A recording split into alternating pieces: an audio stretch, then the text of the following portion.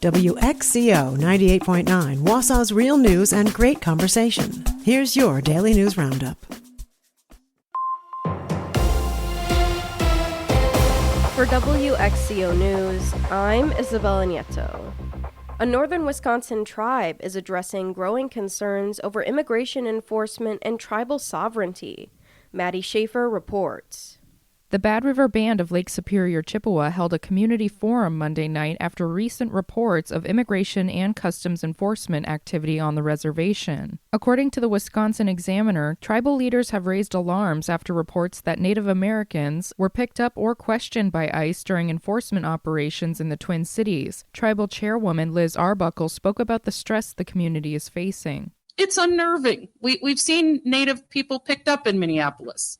We've heard those stories. We've seen those stories. So we are unnerved. So a little extra preparedness, thoughtfulness, kindness, it won't go amiss. That's for sure.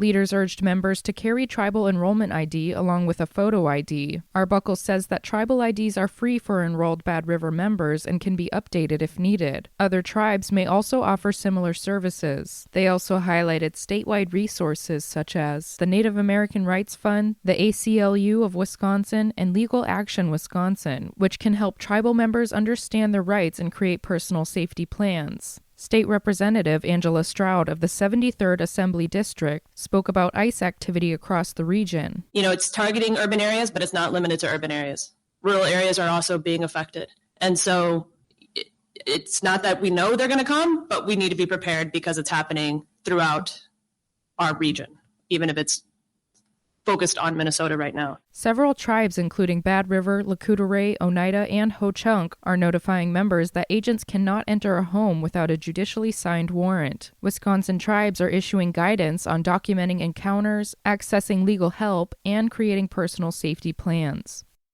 Eau Claire officials gathered at the newly opened Downtown Transfer Center on Wednesday to celebrate Transit Equity Day. James Kelly has more. Transit Equity Day is held on February 4th to honor the birthday of Rosa Parks, whose refusal to give up her seat on a bus to a white passenger in 1955 sparked the over year-long Montgomery bus boycott, a crucial moment in the civil rights movement. Phil Swanhorst is the Eau Claire Transit Commission chairperson and a former Eau Claire bus driver, and shared his thoughts on the history of Transit Equity Day in Eau Claire. And this is the 10th year since I attended a conference in Washington, D.C. to create February 4th. Why February 4th? We wanted an activist that believed in equity in transportation, and who better than Rosa Parks, and her birthday is February 4th. So 10 years ago we created that, and by we, it was unions, it was management, it was Ireland, it was South Africa, it was European countries. In its proclamation declaring February 4th as Transit Equity Day, the Eau Claire City Council highlighted the importance of public transit as an essential service for residents to access things like healthcare and employment, as well as its importance in addressing climate change. Swanhorst also shared his thoughts on what future progress could look like for public transit in Eau Claire. Continued applicable ADA compliance. Believe it or not, we build our buses, our transfer center, our accommodations are very ADA compliant. When we drop off at some schools, some healthcare facilities, some older churches, they are not ADA compatible. So the future would be to have our community be ADA. To honor Transit Equity Day, a local nonprofit, Jonah, covered all bus fares on Wednesday so residents could ride for free. Each bus also had a rose in the front seat to honor Rosa Parks. Wisconsin Governor Tony Evers visited Altoona on Tuesday morning to meet with local officials and community leaders on affordability issues in the region. James Kelly takes us there.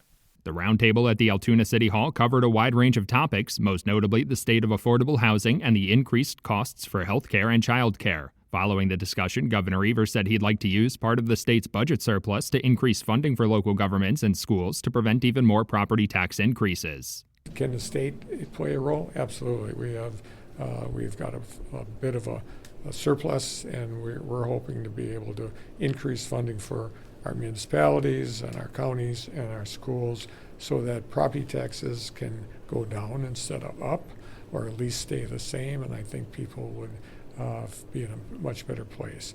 Eau Claire City Council President Emily Berge attended the roundtable, reiterating an increasingly common call for more shared revenue from the state. Berge says increasing property taxes is one of the few remaining tools municipalities have to address the needs of their community, like school funding or repairing potholes. Governor Evers again highlighted the state's budget surplus as a way to provide a bit more support for local governments. It could happen tomorrow if the legislature passed it. We have $16 billion. We don't want to put that out in and have us go broke. But the fact of the matter is, we can afford looking at $1 or $2 billion worth of shared revenue, school district revenue, things like that. Like many communities struggling to address funding needs with limited revenue sources, Chippewa Valley residents have seen massive property tax increases over recent years. Much of that increase is the result of school referendum proposals, forcing residents to choose between the property tax hike or potential layoffs and program cancellations by school districts. I'm Isabella Nieto for WXCO News.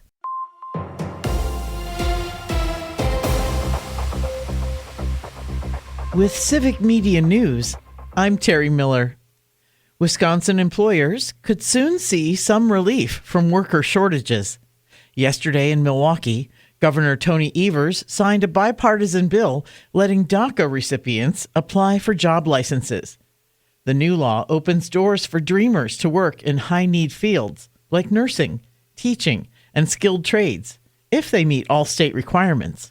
Wisconsin's workforce shortages persist, and we can't afford to leave out anyone who's willing to participate in our success. Evers says it's the right move for the economy. Some critics disagree, saying the state should focus on training more citizens instead. The number of those filing for unemployment for the first time are increasing across Wisconsin. That's according to the latest data from the U.S. Department of Labor. It shows that for the week ending March 28th, there were more than 4,400 first-time filings in the state. That's more than 800 more filings compared to the week before. Nationally, the number of filings decreased compared to the week prior. And the Milwaukee Brewers are pairing their new City Connect uniforms with a fresh taste of Wisconsin tradition. Starting tonight, fans at American Family Field can enjoy City Connect Supper Club Fridays. A special menu features classic Supper Club dishes and old fashions. The Supper Club pop-up debuts the same day the team shows off its new City Connect jerseys against the Nationals. Those feature a logo that says WXCO. It'll return for every Friday home game this season. More news is available at civicmedia.us.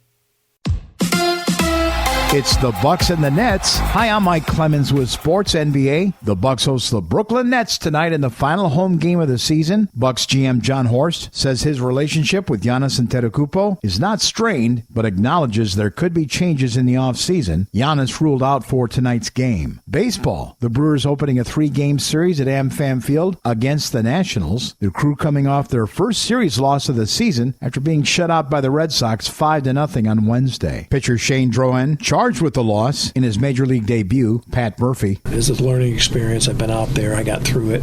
Okay, that's my debut. It wasn't 5 innings of shutout, but it very easily could have been. Men's college hockey. The Wisconsin Badgers on to the national championship game. They beat North Dakota last night 2-1. The Badgers play Denver tomorrow at 4:30 for the title. Golf. The 90th Masters is underway. Round 2 today. The forecast through the weekend in Augusta looks great with sunshine and temperatures in the 80s. With sports, I'm Mike Clemens.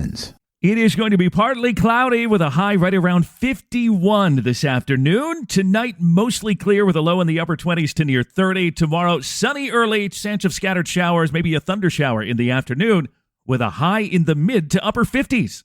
I'm meteorologist Sean Cable. That's your Wausau News Roundup from WXCO. Find more news anytime at WXCO.FM. Subscribe to this podcast on Spotify, Apple, or wherever you find your podcasts.